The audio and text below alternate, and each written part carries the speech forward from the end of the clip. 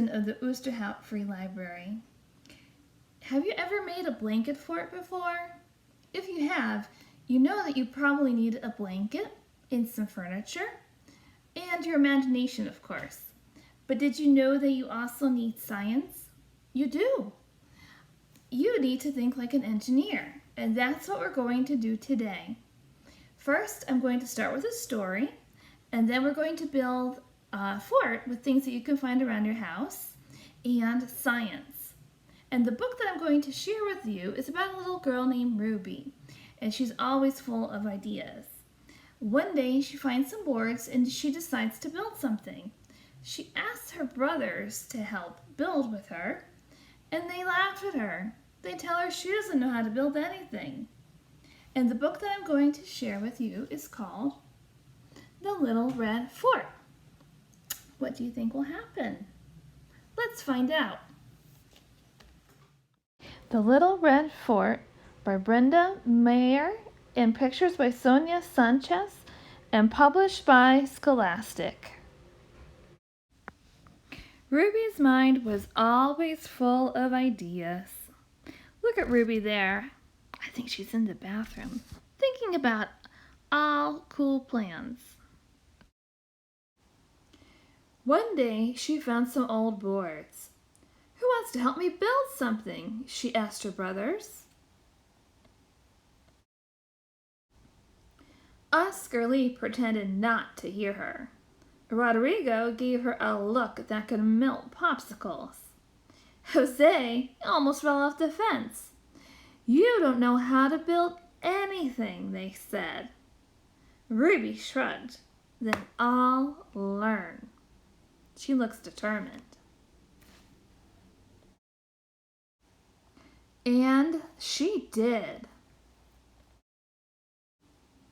Who wants to help me draw the plans? Ruby asked. The boys clutched their sides and howled with laughter. Not me, said Oscar Lee. I don't think so, said Rodrigo. No way, said Jose. I'm too busy. Fine, said Ruby. I'll draw them myself. And she did. Look what she's designing right there. Satisfied with her plans, Ruby asked, Who wants to help me gather supplies? Not me, said Oscar Lee. I don't think so, said Rodrigo. No way, said Jose. I'm too busy. Fine, said Ruby. I'll gather them myself. And she did.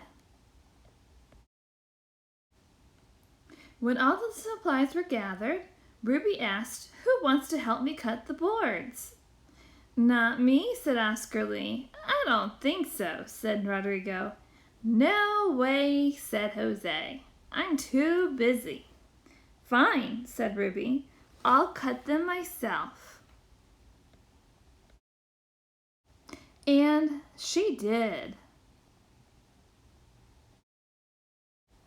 When all the boards were neatly cut, Ruby sang, Who wants to help me hammer in the nails? Not me, said Oscar Lee. I don't think so, said Rodrigo. No way, said Jose. I'm too busy. Fine, said Ruby. I'll hammer them myself. And she did.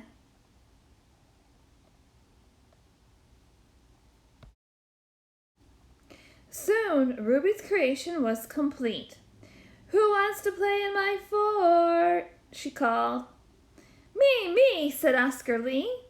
Let's go, said Rodrigo. I'll play, said Jose.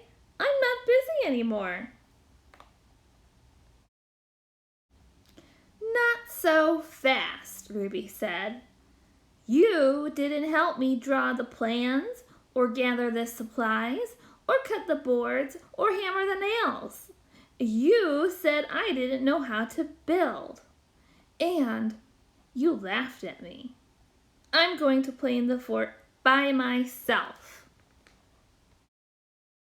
And she did. We didn't want to play anyway, the boys said, but they really did. So they huddled, they whispered, and they got straight to work. Oscar Lee made a mailbox, Rodrigo planted flowers, Jose painted the fort fire engine red, and Ruby was delighted. That evening, the boys followed a delicious aroma to a fort warming party. "Who wants to help me clean this plate?" Ruby asked. "We do," the boys said. And they did. I hope this story inspires you to make your own fort. You can make a kitchen chair fort, a sofa pillow fort, a bunk bed fort, but maybe not the snow fort. If that story sounded familiar to you, that's because it's a retelling of The Little Red Hen. I'll put a link in the description box below if you want to revisit that classic tale with a video from Scholastic. So your challenge today is to build your very own fort out of blanket or sheets or whatever other materials you have laying around your house. And you're going to be using science while thinking like an engineer, just like Ruby did. So first, I'm going to give you a little overview of what this design process is. Let's take a look at that now. So you want to start by asking yourself, what's the problem that you want to solve? Well, you want to make a fort that can hold at least one person. Next, you get to imagine. Use your imagination. See what kind of ideas of what you want your fort to look like. Then you're going to plan. So you might want to make a drawing and then gather the materials that you'll need, like blankets or chairs or furniture. Decide where you want to put it. And draw a picture, just like Ruby did in the story. You're also going to need the science. So think about the science of tension. That's the force that pulls. We'll get to that in a little bit. So you're going to follow your plan and make your fort. And you might want to improve the design a little bit. Maybe you want a little bit taller, a little bit wider. Let's get a closer look on how you're going to make that fort. First, you're going to want to grab something like a blanket or a sheet. It's also a good time to pick out something heavy, like a book or two. Hey, if you need any good books, call the library. We can find some for you. You'll also want to grab some chairs or some other furniture. Now pull the sheet over both chairs.